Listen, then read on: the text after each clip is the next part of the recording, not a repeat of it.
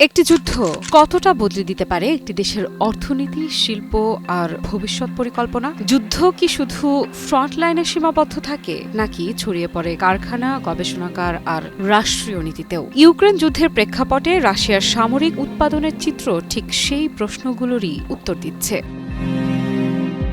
Ukraine যুদ্ধ শুরুর পর থেকে রাশিয়া কার্যত যুদ্ধকালীন অর্থনীতিতে প্রবেশ করেছে, এমনই ইঙ্গিত দিলেন প্রেসিডেন্ট ভ্লাদিমির পুতিন। তার দাবি অনুযায়ী এই সময়ের মধ্যে রাশিয়ার অস্ত্র ও গোলাবারুদ উৎপাদন বেড়েছে সর্বোচ্চ ২২ গুণ, যা সাম্প্রতিক ইতিহাসে বিরল।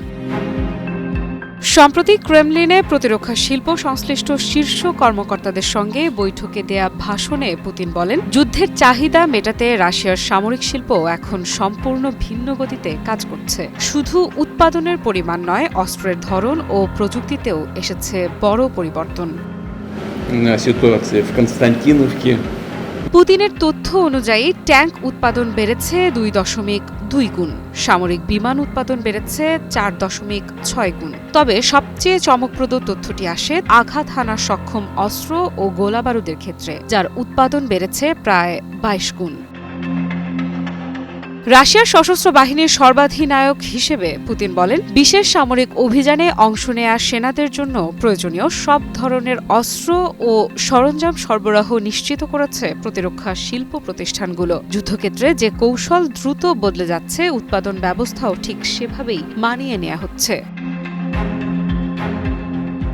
রাষ্ট্রীয় সংবাদ সংস্থা রিয়া নোভোস্তিকে দেয়া বক্তব্যে পুতিন জানান, ২০২২ সাল থেকে রাষ্ট্রীয় সহায়তা ও বিশেষ প্রণোদনার ফলে প্রতিরক্ষা শিল্প প্রতিষ্ঠানগুলো তাদের প্রযুক্তিগত সক্ষমতা দ্রুত বাড়াতে পেরেছে। এর ফলেই উচ্চ চাহিদা সম্পন্ন অস্ত্র উৎপাদনে উল্লেখযোগ্য অগ্রগতি এসেছে।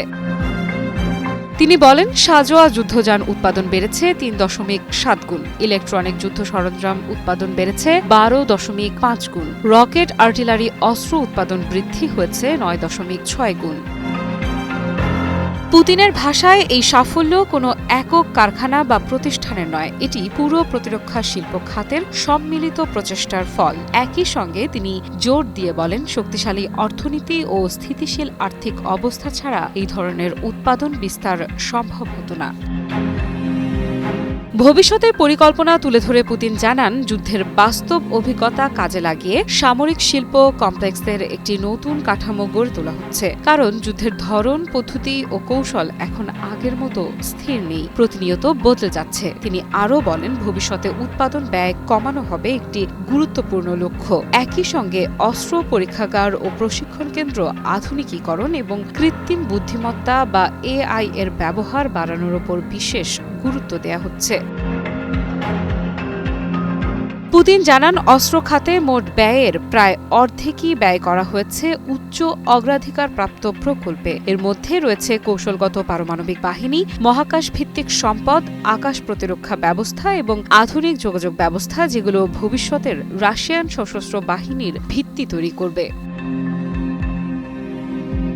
এদিকে রিয়া নোভোস্তির প্রতিবেদনে বলা হয়েছে, ২০২৭ সাল থেকে ২০৩৬ মেয়াদের জন্য নতুন রাষ্ট্রীয় অস্ত্র উৎপাদন কর্মসূচিতে নির্দিষ্ট সংখ্যার অস্ত্র নয়, বরং ভবিষ্যৎ যুদ্ধ সক্ষমতার উপর বেশি জোর দেওয়া হয়েছে। এই কর্মসূচি গত ১৭ ডিসেম্বর উপস্থাপন করেন প্রতিরক্ষা মন্ত্রী আন্দ্রেই বেলেউসভ।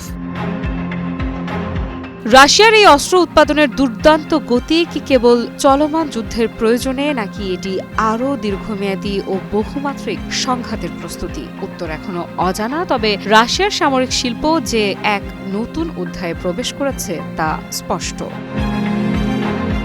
আফ্রিদা ইফরাত, নিউজ 24।